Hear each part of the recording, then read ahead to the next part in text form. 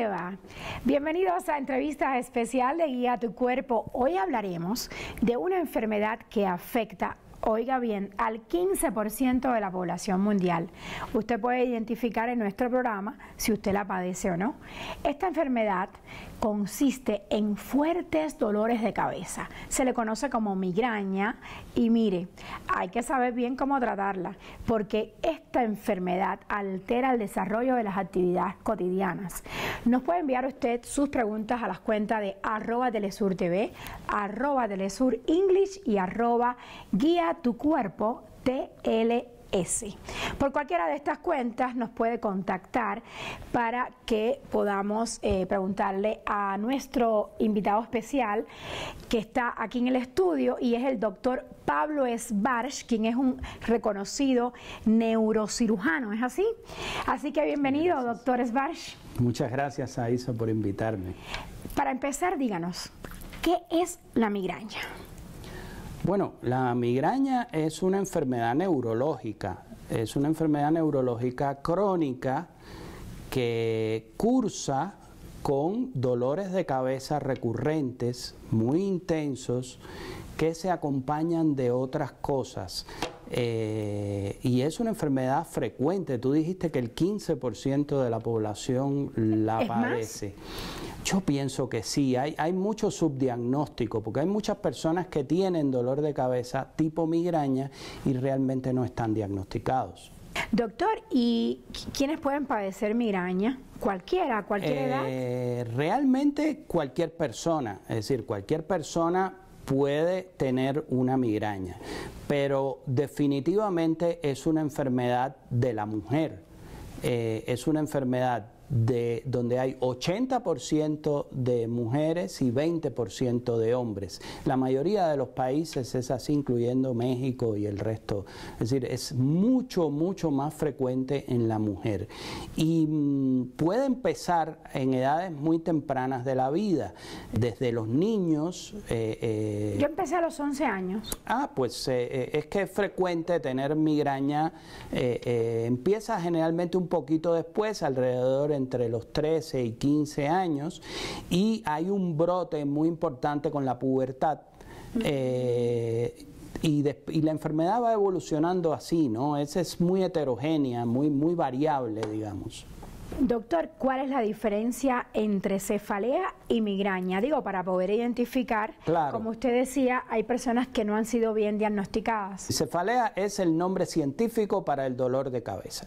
Y la migraña es un tipo muy específico de dolor de cabeza que se acompaña de otras cosas más, de otros síntomas. ¿Qué se siente cuando uno tiene migraña? Los pacientes te lo cuentan. Realmente es difícil de aguantar porque es un dolor de cabeza intenso. Normalmente los dolores, nosotros puntuamos los dolores de cabeza de 0 a 10 en una cosa que se llama es de 10. Escala visual. Este es un dolor que se va de 6 para arriba, es decir, es un dolor fuerte, muy intenso. No soportas la luz, es lo que yo recuerdo. Porque normalmente, fíjate que es un dolor que empieza de forma relativamente rápida, en minutos, y en una hora más o menos alcanza el punto máximo, y en ese momento el paciente muchas veces empieza con ganas de vomitar, náuseas, muchas veces vomita. A veces al vomitar el dolor se alivia un poquito, pero después sigue.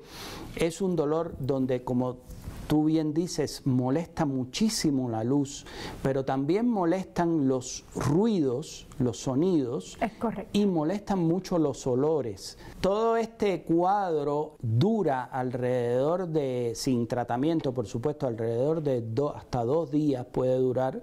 Y la después crisis, ¿no? Se le llama crisis de migraña. Va pasando, sí. Sí, es una enfermedad que cursa por crisis. Crisis de migraña, exactamente. Doctor Esbarch, ¿y cuáles son las causas de la migraña? ¿Son variadas? La causa de la enfermedad realmente no se conoce. Interesante. Es decir, la causa realmente es desconocida, pero sabemos ya muchas cosas. La ciencia ha ido avanzando y, por ejemplo, hoy se sabe que hay una carga genética que aunque no está bien definida cuáles son específicamente los genes, sí se sabe que madres migrañosas generan hijos migrañosos. Eso es bastante conocido, al menos en la familia tiene que haber alguien. O abuelos migrañosos, porque sí, en el caso mío era mi abuelo el que padecía de esta migraña. Y es verdad que la migraña también provoca aturdimiento y mareos. Sí, puede, además de estos síntomas que comenté, es frecuente que el paciente, por el mismo dolor de cabeza, se sienta medio aturdido, se sienta medio deprimido incluso durante las crisis. Y puede presentar irritabilidad. Sí, sobre todo en lo que nosotros llamamos los pródromos, es decir, la migraña tiene 3 fases. La primera fase es la fase de pródromos. Esa fase empieza el paciente a sentirse raro, o está un poquito irritable, incómodo, o está deprimido, o hay, por ejemplo, pacientes que me dicen que quieren comer azúcar, cosas dulces, o que tienen hambre, o que pierden el apetito. ¿Y mareos? En los pródromos generalmente no, pero después viene la crisis. Cuando empieza la crisis y empieza el dolor, entonces ahí sí el paciente puede empezar a tener una sensación de mareo, que es una sensación como de inestabilidad. En los países donde tiembla, como México, por ejemplo, los pacientes te dicen, es que siento como si estuviera temblando. Doctor, ¿qué tipos de migraña existen? Muchísimas. Hay varios tipos, según la clasificación internacional hay varios tipos, pero así esencialmente para los médicos nosotros definimos 2 tipos fundamentales de migraña: la migraña con aura y la migraña sin aura. A ver, explíquenos eso de migraña con aura. El aura de la migraña es un fenómeno que empieza de forma muy abrupta y dura menos de 1 hora, y generalmente es antes de que empiece el dolor de cabeza. Y si ustedes, bueno, si leyeron o incluso vieron la película de Alicia, pueden ver que la niña se ponía chiquita, grande, de pronto hay un patrón cuadriculado, como de pronto hay zonas que se oscurecen o zonas que se ponen muy brillantes. Todas esas cosas se ven en el aura de migraña, y ya el paciente que tiene migraña entiende, no sabe que le va a dar la crisis, ¿no? Pero la primera vez que le da, el paciente se asusta mucho porque son realmente visiones raras, ¿no? Desde lucecitas, cosas brillantes, ¿hasta qué? Hasta distorsión del campo visual, es decir, por ejemplo, campo visual cuadriculado, nada más se ve la mitad del campo visual, de pronto los objetos aumentan o disminuyen de tamaño, cambian de forma, es decir, hay distorsión de la imagen. ¿Y esta migraña del aura empieza justo antes de que el dolor sea intenso? En línea general viene primero la migraña y después el dolor. Hay pacientes que tienen el aura y el dolor juntos, pero lo más frecuente es empieza el aura y un poquito después empieza el dolor. ¿Es verdadero o falso, doctor Sbarge, que la migraña puede provocar pérdida de visión? Sí, pérdida de visión momentánea durante el aura. Es decir, hay ceguera de un ojo o de medio campo visual, puede ser un fenómeno de aura. Ceguera permanente no. No es frecuente que la migraña produzca un trastorno permanente de la visión o algo así. Es algo que pasa generalmente en 1 hora. Si se mantiene es otra cosa. Usted mencionaba que las personas que padecen migraña no toleran la luz. ¿A qué se debe esto? Es un fenómeno muy interesante donde parece ser que hay una hiperactividad del sistema nervioso del cerebro, y esa hiperactividad produce un aumento de todos los sentidos, incluyendo la sensación de la luz, pero de los ruidos, del tacto, de los olores. ¿Cómo diferenciamos una migraña de un dolor de cabeza común? Bueno, porque la migraña tiene características muy específicas. A ver, para hacer una sopa de pollo, nosotros necesitamos una olla de agua y un pollo. Definitivo. Pues para la migraña También, es decir, la migraña es una enfermedad que tiene características muy específicas. Una de esas características es que la cefalea es intensa, unilateral, es decir, es de un solo lado, generalmente pulsátil, es decir, es algo, los pacientes te dicen, es como si me estuviera latiendo la cabeza. ¿Y dónde duele? ¿Aquí? ¿Aquí? Generalmente ¿En qué parte? de un solo lado. Y eso le dio el nombre de migraña. Por eso se llama, es hemicránea, de ahí se desprende la palabra migraña. Es que es un dolor unilateral de un lado de la cabeza. Y en esos lados que se siente ese latido. A mí me pasaba. Se siente un latido. Y la otra cosa que pasa es que hay lo que nosotros llamamos síntomas acompañantes, que es lo que ya mencionamos, náuseas, vómitos, fotofobia, es decir, molesta mucho la luz, los sonidos, etcétera. La otra característica que tiene la migraña, a diferencia de la cefalea, el dolor de cabeza, es que la migraña es por crisis, es decir, son crisis de dolor muy establecidas que duran menos de 2 días, entre 2 y 3 días, es decir, el máximo 72 horas, y que a veces en un 20% de los pacientes se acompaña de aura, que era lo que estábamos hablando antes. Doctor, con esta precisión le propongo hacer una breve pausa y ya regresamos con más de Guía tu Cuerpo, entrevista especial.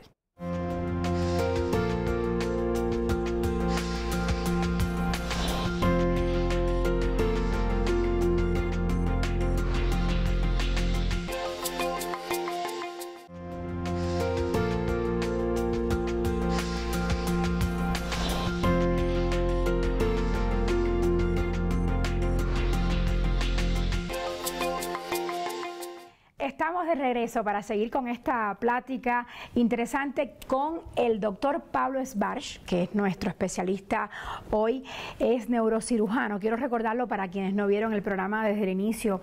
Doctor, hay un usuario de @Telesurenglish que nos pregunta si la migraña puede causar depresión, estrés, ansiedad, etcétera, etcétera. Todo lo que tiene que ver con eso. Esa pregunta es interesantísima, Isa. Fíjate que hay una retroalimentación, es decir, se conjugan ambas enfermedades, la depresión, los trastornos de ansiedad, que es lo que la gente llama normalmente estrés, se mezclan mucho con la depresión. Entonces tú ves pacientes que tienen depresión y que además tienen migraña. ¿Qué fue primero, el huevo o la gallina? Eso no es muy difícil de decir. Claro. Pero la realidad es que en la consulta uno ve con mucha frecuencia pacientes con migraña que además tienen depresión o trastornos de ansiedad o ambas cosas, ¿no?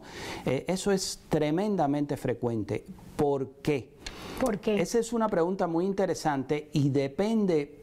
Todos los pacientes con dolor crónico, y la migraña es un dolor crónico, tienen tendencia a la depresión y a la ansiedad. Doctor, ya que estamos hablando de causas, el trastorno del sueño, cuando la gente no duerme bien, ¿esto puede provocar migraña? Una de las cosas que altera más al paciente con migraña, no es la causa, pero sí desencadena la crisis, son los trastornos del sueño. Cuando la persona no duerme de forma regular, eso puede causar que se desencadene la crisis de migraña. Eso es tremendamente frecuente. Yo lo estoy viendo ahora cada vez más con adolescentes que usan el celular y que tienen un horario corrido de sueño, donde de pronto el paciente está hasta altas horas de la noche usando el dispositivo, las pantallas. Eso hace muchísimo daño. Hace mucho daño porque interfiere el ritmo de sueño-vigilia. Doctor, y cuando uno tiene COVID, la migraña se refuerza, da más fuerte todavía, esta migraña que es crónica, como usted decía.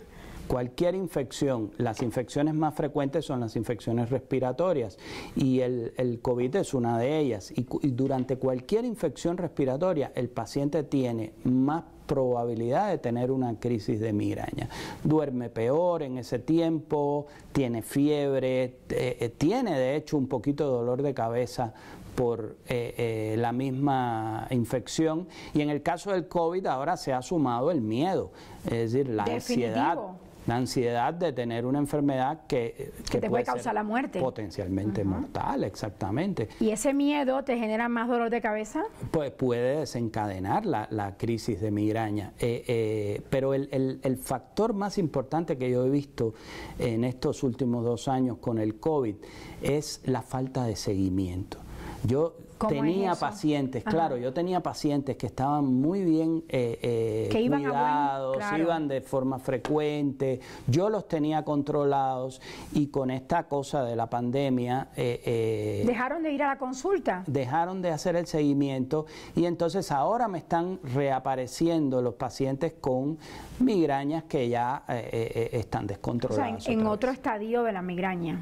Así es. Sí, es que la pandemia lamentablemente afectó el ritmo de la vida de todos. De todo. Doctor, mire, hay una pregunta que nos llega de un usuario de @telesurtv, que es la cuenta principal de nuestro canal de noticias. A mí me parece muy interesante. Dice, ¿es cierto o falso que los siguientes factores pueden provocar migraña? Y nos pregunta, ¿cambios de temperatura?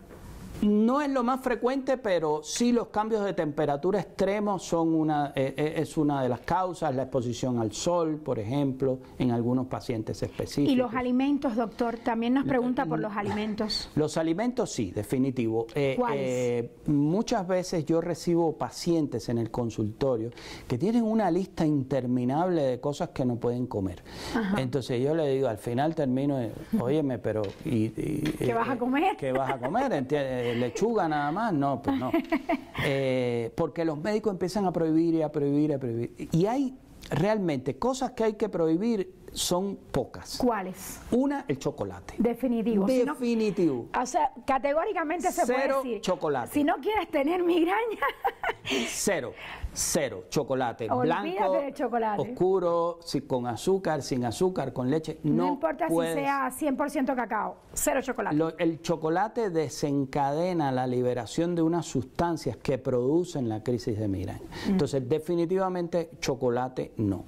Leche, café. No, la otra, con el café hay un tema aparte, que si quieres después lo hablamos porque es muy interesante, pero la otra cosa es el vino tinto. El vino tinto tiene unas sustancias que desencadenan la liberación de histamina y eso produce la crisis de migraña. El vino tinto tampoco se debe consumir. Ni siquiera el buen vino tinto. Da igual si es malo o bueno, es decir, el precio También. del vino no te puede dar una migraña inmensa, un vino de $100 la botella. ¿Y otra bebida alcohólica? No tanto, fíjate, no tanto. Yo no lo prohíbo, específicamente yo prohíbo el vino tinto. Y la última cosa que prohíbo son las salsas oscuras que se usan en la cocina china o japonesa, en la cocina asiática en general. Esas salsas que tienen soya y que son oscuritas, generalmente tienen mucho glutamato monosódico y el glutamato es una sustancia que puede desencadenar la crisis de migraña. ¿El café, doctor, desencadena migraña? El café. Fíjate que es interesante, es una discusión con mis pacientes porque yo muchas veces limito la cantidad de café, pero ellos me dicen, pero si yo tomo cafeína para la crisis, ¿no? Es una buena pregunta. Claro, que tienen cafeína, entonces, ¿la suspendo o no? Y es interesante, el café, si el paciente es tomador de café regular, yo lo que hago es que no lo suspenda pero que se limite a 1 o 2 tazas al día, es decir, limitar la cantidad de cafeína. Cuando el paciente toma café de forma regular y suspende el café, hay crisis de migraña por deprivación de cafeína. Interesante. Esta pregunta sigue y dice, los olores, usted me habló de olores, ¿cuáles? Yo dije que el olor fuerte, al sudor, por ejemplo. Sí, el olor como desencadenante de la migraña no es tan frecuente. Lo que es más frecuente es el olor, la sensación de dificultad para soportar el olor. Eso nosotros le llamamos osmofobia. Y eso se ve durante la crisis de migraña más que como un desencadenante de la crisis. Ahora bien, ¿hay alguna relación entre fibromialgia y migraña? Sí, Uy, esa es una pregunta. Es que la fibromialgia es una enfermedad complicada, pero al final, que duelen todos los huesos, las articulaciones, hay dolor en muchas partes del cuerpo, generalmente en mujeres también, es un dolor crónico y definitivamente sí, hay una asociación entre fibromialgia y migraña. Parece ser que los mecanismos que regulan el dolor en el cuerpo están alterados en la fibromialgia y también en la migraña. Entonces, por eso es que parece una interrelación entre ambas enfermedades. Nos pregunta un usuario de la red @Telesur English, de nuevo, ¿la resaca puede causar migraña? La resaca, es decir, la sensación de dolor de cabeza y de malestar después de tomar alcohol, sí. En un paciente previamente migrañoso, no es una causa de migraña, es un desencadenante, y que toma alcohol y después al otro día tiene una resaca, una cruda, sí, definitivamente puede ser un desencadenante de la crisis. Otro usuario, pero de la red @GuiaTuCuerpo_TLS, nos pregunta si los golpes en la cabeza pueden desencadenar migraña. En un paciente migrañoso, sí. En un paciente que previamente ya está diagnosticado por una migraña. El trauma de cráneo, es decir, el golpe en la cabeza en sí, no es una causa de migraña. La migraña tiene otras causas diferentes. Otro usuario de la red @GuiaTuCuerpo nos pregunta qué relación hay entre la epilepsia y la migraña. La realidad es que sí es frecuente esta asociación y muchas veces el tratamiento es común a ambas enfermedades, que eso es un tema interesante. Doctor, ¿y cómo uno sabe que tiene migraña? ¿Es suficiente ir al doctor y describir los síntomas o es necesario hacer algún estudio? Para nosotros el diagnóstico es clínico. El paciente va con nosotros y al oír la historia del paciente, el cuadro clínico y examinarlo, ya nosotros podemos saber si esto es una migraña o no. Hay algunos casos específicos donde el médico decide hacer algún estudio. ¿Para qué? Yo, por ejemplo, hago estudios para saber si hay un desencadenante que me puede, o también comorbilidades, es decir, el paciente tiene hipertensión, tiene otras cosas que uno también las tiene que atender, ¿no? Y entonces por eso uno muchas veces hace estudios. En algunos casos muy específicos se indican estudios ya mucho más especializados como tomografía de cráneo. Pero cuando sospecha que puede haber un tumor o algo así. Cuando se sospecha que no es una migraña, en otras palabras. En otras palabras. Doctor, ¿y qué tan peligroso es tener la migraña? Bueno, peligroso para la vida no. No es una enfermedad... ¿No te mueres de migraña? No es una enfermedad mortal, no es una enfermedad que produce discapacidades graves desde el punto de vista de movimiento, pero es una enfermedad tremendamente molesta. Es una enfermedad que afecta, como nosotros decimos, la calidad de vida de la persona, porque la persona recurrentemente está teniendo crisis de dolor que son tan fuertes que la incapacita. Es decir, esa persona durante 1 o 2 días está fuera totalmente de sus actividades diarias. Entonces es muy incapacitante. Desde ese punto de vista no es peligrosa, pero es muy molesta, es decir, es una enfermedad afecta mucho la forma en que la persona se relaciona con el medio, afecta las relaciones familiares, las familias pueden ser más disfuncionales, afecta la relación de pareja. Te pone de malas, además. De muy mal humor, claro. Doctor, ¿y a la larga la migraña puede ocasionar daños neurológicos? En línea general, no.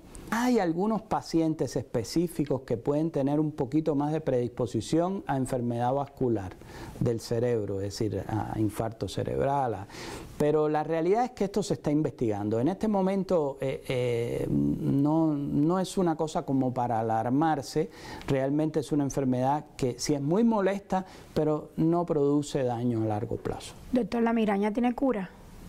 curarse no se cura. Es decir, un paciente que es migrañoso va a ser migrañoso toda su vida. ¿Cuáles son los tratamientos que se utilizan para controlar la migraña? Desde que te empieza el dolor hasta 1 hora, tú tienes de tiempo para tomarte un medicamento y que el medicamento actúe rápidamente. Ahora díganos, doctor, ¿qué no puede hacer un paciente con migraña? Yo voy a aportar uno. Usted dijo no comer chocolate. Tiene la palabra. Sí, yo tengo mi listica de cosas que hacen mis pacientes, o bueno, por lo menos que yo se lo indico, ¿no? La primero es sueño regular, acostarse y despertarse a la misma hora aproximadamente, incluyendo los fines de semana, porque los cambios de horario de sueño producen dolor, producen la crisis, ¿no? Los alimentos que yo prohíbo normalmente son chocolate, salsas oscuras de la comida asiática y vino tinto. Y después le pregunto al paciente si hay algún alimento específico que le produce la crisis y por supuesto ese alimento se suspende. Después está el manejo del estrés. El manejo del estrés se dice fácil, pero no se hace tan fácil.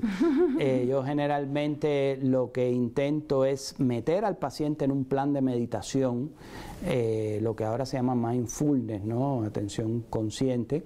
Eso ayuda mucho. O atención psicológica directamente, y ver, muchas veces hay pacientes míos que están medicados con un medicamento para la ansiedad. Entonces, ¿recomienda la meditación para disminuir el estrés y por tanto para controlar mejor la migraña? Sí, la meditación a mí me ha funcionado mucho con mis pacientes, para la meditación respiratoria sobre todo, para mejorar un poquito el estrés. La otra cosa muy importante es el ejercicio aeróbico.